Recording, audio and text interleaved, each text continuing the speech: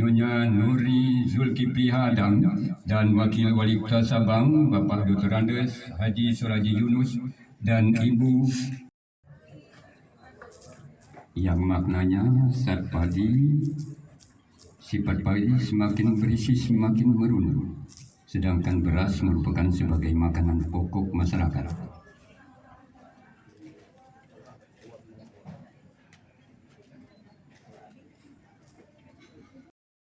Diletakkan di tangan atau langsung bisa dimakan. Bulekat ketan mengandung makna zat berkat, yaitu terjadinya silaturahmi sesama manusia hablum minan nas. Warna kuning dari ketan merupakan lambang kejayaan dan kemakmuran.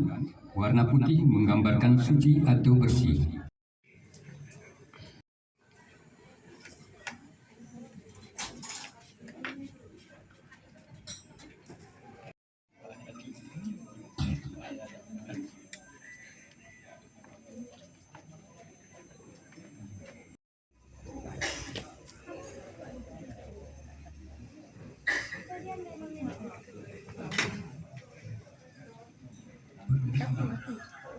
Selanjutnya oleh